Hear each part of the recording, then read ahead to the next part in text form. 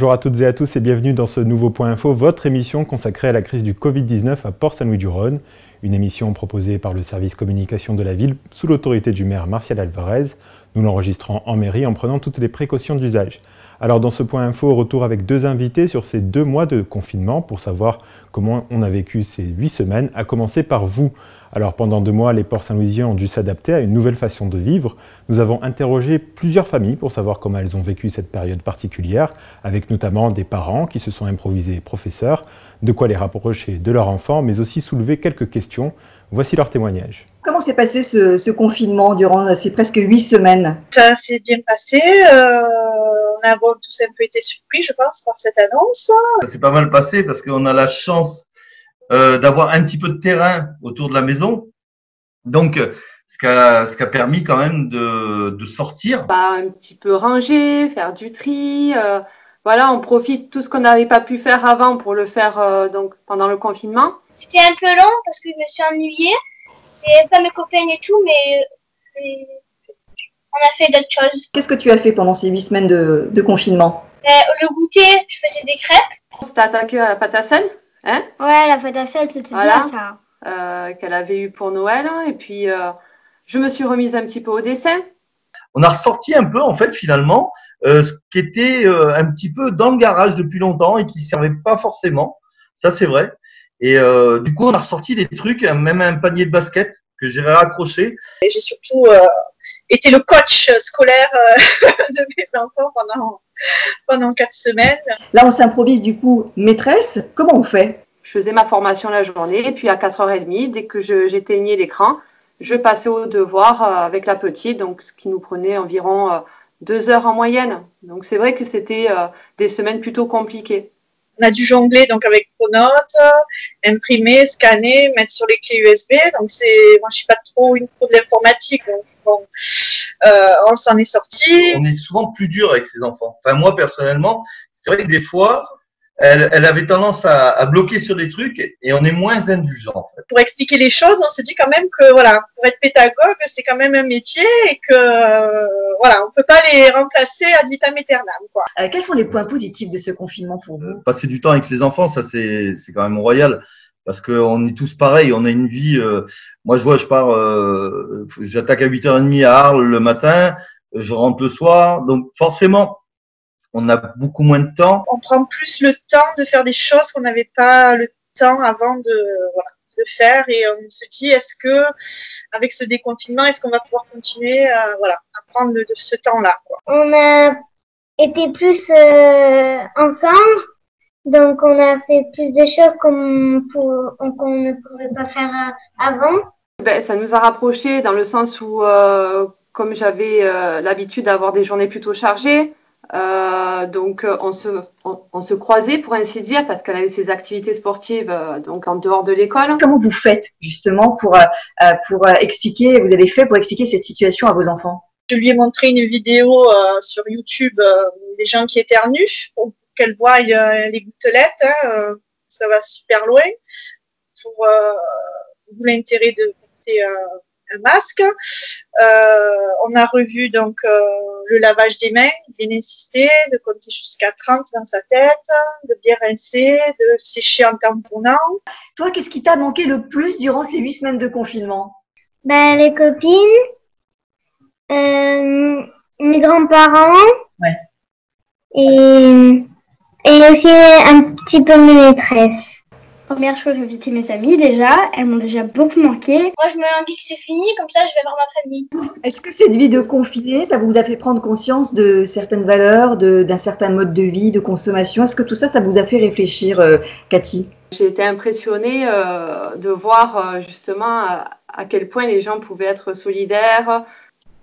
Il y a des gens qui m'ont aidée et je les remercie, mais vraiment quoi. Parce que sans eux, je ne sais pas si j'aurais pu faire mes courses, voilà, c'est manger, quoi, voilà. Et je suis contente de ça, quoi. Je suis contente qu'il existe encore des gens qui aident leurs prochains, quoi, voilà. Alors les commerçants ont été particulièrement frappés par cette crise avec une interdiction d'ouvrir dès le 16 mars. Certains ont pu continuer leur activité, mais en respectant de nombreuses restrictions. À ce sujet, je reçois Noémie Guépin, présidente de l'association du Phare des commerçants et artisans de Port-Saint-Louis-du-Rhône. Bonsoir Noémie. Bonsoir Wissem. Alors, est-ce que vous pouvez nous dire comment est-ce que les commerçants dont vous faites partie ont vécu ce confinement ? Je vais être sincère, je pense qu'on l'a tous très mal vécu. Parce que du jour au lendemain, de dire qu'on n'a plus le droit de travailler, alors que le travail c'est ce qui nous fait vivre, ce qui nous fait manger et tout ça, c'est très compliqué. Je sais que moi, de ma part, ça a été un peu un choc, en fait, du jour au lendemain, de dire, non, en fait, vous travaillez plus. Et il a fallu un petit moment de réaction pour dire, mais comment on va faire ? Voilà, il a fallu je sais pas comment expliquer. C'est quelque chose que vous avez vécu, mais aussi, j'imagine, en tant que présidente d'association, vous avez eu des témoignages. C'est ça. Je veux dire, les commerçants, des fois, ils nous appelaient en nous disant, mais comment on va faire, qu'est-ce qu'on va faire ? Et franchement, dès les premiers appels, je ne savais pas quoi leur répondre. À part leur dire, vous inquiétez pas, tous ensemble, on va avancer, on va essayer de faire quelque chose. Mais je n'avais pas de réponse dès le début, quoi. Il a fallu un moment avant d'improviser et d'essayer d'organiser des actions ou faire quelque chose. Parmi les actions, donc, il y a la municipalité qui a lancé une cellule téléphonique pour venir en aide à ces personnes fragilisées. Et quelles difficultés peuvent rencontrer les commerçants notamment ? La difficulté, c'est quand il n'y a plus de chiffre d'affaires, de dire mais comment je vais payer tout ce que j'ai à payer dans la vie de tous les jours, ne serait-ce que manger. Il faut le dire, des fois on peut avoir honte de dire j'ai pas de quoi mettre à manger dans l'assiette.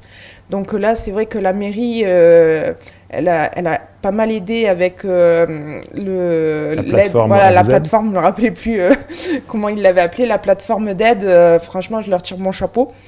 Et de là, quand j'ai vu tourner sur le site de Facebook tout ça, ce qu'ils avaient fait, ça m'a donné l'idée, moi aussi, de faire un appel au commerce de Port-Saint-Louis qui était encore ouvert et qui était un peu plus costaud que nous, de leur demander de l'aide.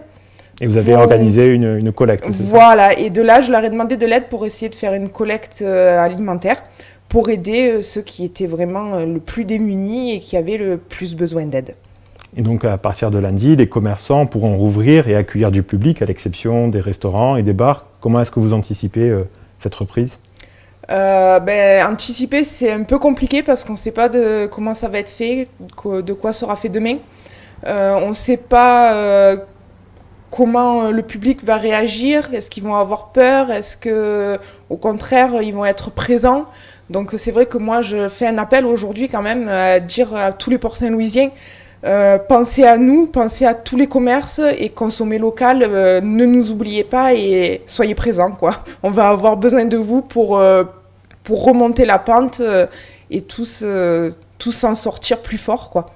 D'ailleurs, le consommer local, la ville lance une campagne de communication en soutien aux commerces locaux. Donc cette initiative est accompagnée d'un visuel qui sera bientôt affiché dans toute la ville. Et par ailleurs, la municipalité est toujours auprès des commerçants et des artisans avec une distribution de gel et de masques pour les aider dans leur reprise d'activité. Puis une subvention exceptionnelle sera également versée par le maire pour les soutenir. Et pour éviter la fermeture de certains commerces, nous voulons inciter donc les Port-Saint-Louisiens à consommer local pour aider nos commerçants à rebondir après le confinement. Et pour ce faire, vous trouverez prochainement dans vos boîtes aux lettres et via nos canaux de communication un guide des commerces et des artisans qui seront ouverts à partir de lundi avec des bons plans à ne pas rater. Et merci Noémie d'être venue dans ce point info pour nous parler de cette situation. Merci à vous. Autre initiative lancée par la municipalité à quelques jours du déconfinement, la distribution de masques à la population. Ces derniers ont été faits par des bénévoles à partir de kits fournis par la ville.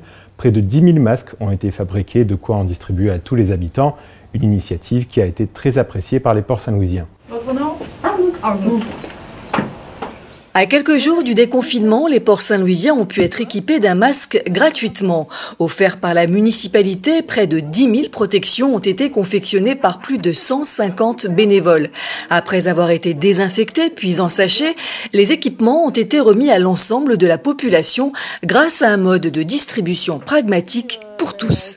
Ils venaient cet après-midi, le frère ou la sœur, et comme ils habitent à 2 mètres, donc on leur propose de repartir avec, ça évite de faire déplacer les gens pour rien. La population elle a été invitée à s'inscrire sur Internet pour pouvoir choisir le jour, le créneau horaire et le bureau de vote identifié. La réflexion elle a été en ce sens pour éviter à la population de se rendre dans un lieu trop éloigné de chez elle, éviter un rassemblement massif dans un même lieu.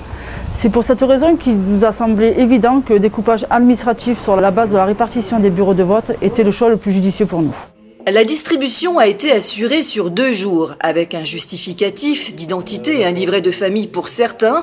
Chaque habitant a pu récupérer un ou plusieurs masques selon le nombre de personnes dans le foyer ou pour celles dans l'impossibilité de se déplacer. Pour femmes, pour hommes et même pour enfants âgés à partir de 10 ans, les ports saint-louisiens ont eu le choix entre plusieurs tailles et tous ont apprécié l'initiative. Ils sont très contents. Ils remercient aussi beaucoup le maire par rapport à ce geste-là, de donner un masque pour chaque administré, ainsi que les enfants de plus de 10 ans. Donc ça se passe très bien, on a beaucoup de sourires, on a beaucoup d'échanges. C'est très bien organisé, aucun problème. Voilà. Mais de toute façon, il nous faut des masques, en plus ils sont gratuits, ce qui est intéressant. Je pense que c'est important et ça a du sens. Pour quelle raison? Parce que c'est quand même compliqué de s'équiper. Moi, j'ai eu quelques masques parce que j'ai une tante qui a travaillé dans un laboratoire à Monaco et puis qui m'a envoyé quelques-uns parce qu'ici, c'était impossible de s'approvisionner. C'est bien pour se rassurer aussi. Voilà, pouvoir sortir, enfin, surtout avec les enfants. C'est vrai qu'on n'avait pas de protection. Donc, du coup, je trouve que c'est bien. Ces masques ont été fabriqués selon les normes AFNOR. Ils peuvent être lavés jusqu'à 5 fois, mais pour une utilisation optimale, certaines règles doivent être respectées. Avant de mettre mon masque, je me lave bien les mains, bien entre les doigts, les ongles. Ensuite, une fois mes mains séchées, je prends mon masque toujours avec les élastiques. Je mets derrière mes oreilles, je protège bien mon nez, mon menton. J'appuie bien au niveau du nez pour que l'air ne passe pas. Une fois que je n'ai plus besoin de mon masque, je le retire avec les élastiques et je me relave les mains correctement, toujours pareil, bien les doigts, bien les ongles, on sèche bien. Rappelons que le port du masque ne dispense pas des obligations que nous avons eu à respecter durant ces 2 derniers mois. Les gestes barrières et la distanciation sociale seront toujours à appliquer lors du déconfinement pour une durée indéterminée pour l'heure. Ah ben c'est parfait. Malgré une économie ralentie, le confinement n'a pas empêché certains secteurs de continuer de tourner. Certaines entreprises de la zone n'ont pas arrêté leur activité et ont même été à la recherche de main-d'œuvre. À ce sujet, je reçois Patricia Vincent, chargée de mission auprès du cabinet du maire. Bonsoir Patricia. Bonsoir Wissem. Alors, est-ce que vous pouvez nous dire comment s'est porté le marché de l'emploi pendant cette période de crise ? Alors, la mise en place du confinement a quasi immédiatement impacté le marché de l'emploi sur le territoire, comme partout en France d'ailleurs. Et on a pu observer, hélas, une baisse drastique des offres d'emploi. Cependant, il faut savoir qu'au fur et à mesure, on a pu voir une légère reprise, alors très lente, mais qui a fait apparaître des offres d'emploi sur le marché, notamment dans l'environnement du service à la personne, du gardiennage. On a un petit frémissement en logistique. Et nous avons des personnes qui ont pu décrocher des contrats de travail, peu de CDI, mais des contrats à durée déterminée. Et nous avons actuellement des offres d'emploi en cours sur la ville. J'ai fait le point avec Pôle emploi hier. Il s'avère qu'actuellement, nous avons 12 offres d'emploi sur la ville de Port-Saint-Louis, dont un poste de boulanger en contrat à durée indéterminée. Ce sont des postes à pourvoir. Vous avez évoqué Pôle emploi, vous êtes notamment chargé des relations institutionnelles pour la mairie. La ville travaille avec de nombreux partenaires. Comment est-ce que vous êtes adapté pendant ce confinement ? Alors, il s'avère que à Port-Saint-Louis, nous avons le pôle intercommunal pour l'emploi qui héberge donc les opérateurs qui travaillent dans l'accompagnement à l'emploi, dont notamment la mission locale Jeunes Ouest-Provence, le PLI Ouest-Provence, la Maison de l'Emploi Ouest-Provence. Il y a d'autres intervenants, mais dans d'autres cadres. Forcément, au moment du confinement, le pôle intercommunal a dû fermer. Et l'ensemble des opérateurs, je le dis, c'est très rapidement organisé pour éviter toute cassure, pour que les personnes qui sont accompagnées puissent continuer à bénéficier de leur présence, de leurs conseils, de leur écoute. Donc le télétravail a été mis en place par chacun de ces opérateurs. ont été accentués les échanges par Internet, par téléphone, par SMS. Pôle emploi, de son côté, a très rapidement mis en place une plateforme dédiée Covid-19. Cette plateforme, donc, à laquelle on peut accéder, et la ville de Port-Saint-Louis, la Maison France Service a relayé ces informations sur nos réseaux. Cette plateforme permet à la fois aux entreprises et aux demandeurs d'emploi particuliers de prendre connaissance des consignes, de prendre aussi connaissance de fiches métiers sanitaires qui ont été établies par les équipes de Pôle emploi, et ça aussi c'est très important. Concernant la mission locale Jeunes Ouest Provence qui accompagne les jeunes gens de 16 à 26 ans sur Port-Saint-Louis-du-Rhône, il y en a à peu près 580. Là aussi, le télétravail a été mis en place très vite. Il y a une partie de l'équipe qui travaille avec la cellule que la mairie a mise en place pour les personnes en difficulté. Ils ont accentué des actions sur leur réseau. En plus, avec les jeunes gens, ça fonctionne bien. Et régulièrement, donc, toujours, la Maison France Service et la ville relaient ces informations. Donc, l'accompagnement perdure. Est-ce que vos partenaires ont dû utiliser certains outils pour aider les personnes en recherche d'emploi? Concernant le pli Ouest Provence, donc qui est plus dédié à l'accompagnement des demandeurs d'emploi à longue durée ou des personnes bénéficiant du RSA. Là, très vite a été mis en place une entente, une convention avec le pôle insertion pour permettre la signature de contrats uniques d'insertion via le téléphone. Ça a permis d'éviter les lenteurs administratives et les incapacités à pouvoir les faire du fait de non-rencontres physiques. Et ça a donc permis à des personnes très éloignées de l'emploi de pouvoir commencer à bénéficier d'un accompagnement dans ce sens-là. Il y a à peu près 120 personnes accompagnées dans le cadre du pli sur la ville de Port-Saint-Louis-du-Rhône. Ce que je veux dire aussi, c'est que ces structures, la mission locale sur Port-Saint-Louis-du-Rhône, le pli sur Port-Saint-Louis-du-Rhône, ont débloqué des fonds d'urgence pour aussi aider des personnes qui accédaient à l'emploi, mais qui, par exemple, n'avaient pas les moyens de payer l'essence. Donc ça, c'est très important. Travaille aussi régulièrement, donc ça je l'ai dit déjà, avec les services de la ville, et nous à notre niveau, avec le lien que je fais moi, que j'essaie de faire au mieux, nous avons systématiquement relayé toutes les informations. Donc notamment à Port-Saint-Louis-du-Rhône, nous avons avec les services de la communication, donc le Facebook, mais nous avons aussi le site internet de la ville, qui n'a pas attendu la période du confinement pour déjà avoir une rubrique économie-emploi où nous avons un lien direct avec les offres d'emploi du Pôle emploi sur notre territoire. Et en bandeau, sur la page d'accueil, il y a un spot, moi j'appelle ça un spot, voilà, un spot qui annonce les offres d'emploi qui ont cours actuellement sur notre commune. Patricia, vous avez parlé d'éviter une cassure. Comment cela se passe pour les personnes qui suivent une formation? Alors pour les personnes qui avaient entamé une formation avant la mise en place du confinement, la majorité des organismes de formation a instauré la formation à distance et effectivement nous avons un certain nombre de Port-Saint-Louisiens qui ont pu valider des diplômes et des parties de titres professionnels. Ça n'a pas été le cas pour toutes les formations parce que pour certaines, un présentiel en plateau technique est incontournable et ce n'était pas possible. Elles sont suspendues et elles vont reprendre. Pour l'instant, je n'ai pas encore toutes les informations pour les reprises. Et enfin, comment est-ce que vous envisagez la reprise avec la fin du confinement? Alors, j'ai fait le tour de l'ensemble des opérateurs. Donc déjà, Pôle emploi envisage de réouvrir à l'accueil son site de Istres sur rendez-vous. Nous, au niveau du pôle intercommunal pour l'emploi, ils sont en train de travailler à la mise en place du protocole de respect sanitaire pour pouvoir recommencer les accueils physiques. Donc, en attendant le déconfinement réel, tout ce qui a été mis en place actuellement va perdurer. C'est une chose.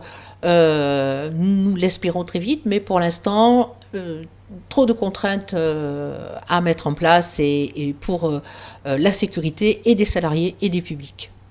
Merci Patricia pour vos réponses. Et d'ailleurs, nous allons vous parler d'un sujet qui vous intéresse en tant que présidente de l'Office du tourisme de Port-Saint-Louis-du-Rhône, puisque depuis 2 mois, à Port-Saint-Louis-du-Rhône et dans la France entière, les touristes se font plutôt rares et l'Office a dû s'adapter avec cette situation inédite. Car même si les touristes ne sont pas là, l'équipe a continué son activité, contact avec les partenaires, animation de réseaux sociaux, organisation d'événements. Le travail n'a pas manqué et devrait se poursuivre avec un déconfinement qui s'organise à la Tour Saint-Louis. L'objectif est d'accueillir de nouveau le personnel, puis les touristes dans des conditions de sécurité optimales. Alors Brigitte Maldonado, quelles ont été les activités faites par toute l'équipe de l'Office du tourisme durant ces 8 semaines de confinement, parce que vous n'êtes pas restée inactive? Martine a assuré remarquablement ses missions, comme d'habitude, administratives, les mails, la reprise de certains concours, dont on parlera peut-être tout à l'heure. Elle a aussi géré la page Facebook professionnelle de l'Office de tourisme et le site internet. Quant à moi, j'ai travaillé avec les autres offices du département et notre ADT, notre agence de développement touristique, qui est Provence Tourisme, pour la relance du tourisme. Est-ce que vous envisagez d'ouvrir l'Office du tourisme très prochainement, le 11 mai par exemple? Non, la ville a engagé une procédure de nettoyage du monument, qui renforce les mesures aussi sanitaires après le confinement. Donc une réouverture possible dès la fin de ce nettoyage à partir du mois de juin. Et bien sûr avec toutes les précautions qui seront prises, Sandrine, pour assurer la sécurité du personnel et des visiteurs à partir de début juin, mi-juin. Alors, qu'est-ce que vous envisagez justement comme protection à la fois pour les personnes qui travaillent à l'Office du tourisme et pour les touristes eux-mêmes? Alors, dans un premier temps, nous avons commandé des plexiglas pour chaque comptoir. Vous savez, Sandrine, que lorsqu'on rentre dans le monument, vous avez un comptoir en face, un comptoir à gauche. Donc, il va y avoir une redisposition pour que les personnes ne soient pas proches les unes des autres et respecter la distanciation sociale. Et il y aura uniquement 2 visiteurs qui pourront rentrer dans le monument, donc un comptoir puis un autre. Donc ces plexiglas, bien sûr, les masques, le gel hydroalcoolique et toutes les mesures sanitaires et les précautions nécessaires. Est-ce qu'il sera d'ailleurs possible de visiter la tour et encore plus les expositions, les permanentes et les éphémères? Non, pas pour le moment, Sandrine. Nous avons décidé d'un commun accord qu'il était préférable pour assurer encore une fois la sécurité des visiteurs et aussi du personnel de ne pas permettre encore l'accès ni au premier étage au niveau de la collection ornithologique, ni au second, les expositions. Alors si l'Office du tourisme reste fermé jusqu'à début juin, voire au plus tard la mi-juin, il n'empêche que vous avez réussi à maintenir une partie de vos rendez-vous, de vos événements. Alors là, on a d'ores et déjà organisé le carnaval. Martine avait eu cette proposition d'organiser en accord avec le comité des fêtes, qui a l'habitude de l'organiser, un carnaval virtuel. Les photos ont été diffusées sur la page Facebook professionnelle de l'Office de tourisme. Et nous avons aussi mis en place le concours des maisons fleuries qui habituellement a lieu en cette période. Et donc c'est un concours qui a commencé. On peut le voir, le visualiser sur la page Facebook professionnelle de l'Office de tourisme. Et ça fonctionne très bien d'ailleurs. Comment vous la sentez, vous, cette saison estivale, Brigitte Maldonado, vous qui êtes la directrice de l'Office du tourisme de Port-Saint-Louis-du-Rhône? Alors, cette saison estivale, nous savons qu'elle sera différente, bien sûr. Elle sera régionale aussi. Je pense que nous avons la possibilité et un potentiel à Port-Saint-Louis qui va permettre d'accueillir ces personnes-là, de leur proposer la visite de nos espaces naturels dès qu'on en aura la possibilité. Et on va accentuer aussi sur notre filière vélo, qui est déjà très développée à Port-Saint-Louis-du-Rhône et qui, je pense, attirera un tourisme beaucoup plus responsable. On sera dans un tourisme durable et sur des propositions qui seront, je pense, en accord avec ce qui se passe actuellement. Vous l'avez vu lors de cette émission, tout le monde doit anticiper la fin du confinement et notamment le monde de la culture particulièrement touché par la crise du Covid-19. À Port-Saint-Louis-du-Rhône, l'espace Gérard Philippe reste pour l'instant fermé au public. Seine et Ciné ne peut pas encore communiquer de date de rouverture pour le théâtre et le cinéma. De nouvelles annonces du gouvernement sont attendues d'ici la fin du mois à ce sujet. Dans les semaines à venir, les équipes reprendront progressivement le travail, notamment pour gérer les spectacles qui ont été annulés du 17 mars au 31 juin. Les Port-Saint-Louisiens pourront alors soit se faire rembourser, soit bénéficier d'un avoir. Du côté de la médiathèque, toujours pas de date de réouverture au public. Le conseil de territoire qui gère l'équipement doit communiquer prochainement à ce sujet. En attendant, vous pouvez toujours bénéficier des nombreux documents disponibles en ligne. Enfin, concernant le citron jaune, les grilles du Centre national des arts de la rue restent pour le moment fermées. Prévues en juillet, les mercredis du port ont d'ores et déjà été reportés ultérieurement. Des représentations comme I-Allée du collectif L'Écumoire ou Silva de la compagnie Libertivore sont décalées à 2021. Le secteur des arts de la rue et de l'espace public veut travailler avec le gouvernement pour relancer son activité dans les semaines et les mois à venir. C'est la fin de ce point info, merci de l'avoir regardé. Restez connectés aux canaux d'information de la ville de Port-Saint-Louis-du-Rhône et sur la page Facebook du maire Martial Alvarez pour avoir les détails du plan de confinement à venir. À ce sujet, vous retrouverez prochainement dans vos boîtes aux lettres un document où nous tenterons de répondre à toutes les questions que vous pouvez vous poser. Pour ma part, je vous dis à bientôt et je vous souhaite une bonne soirée.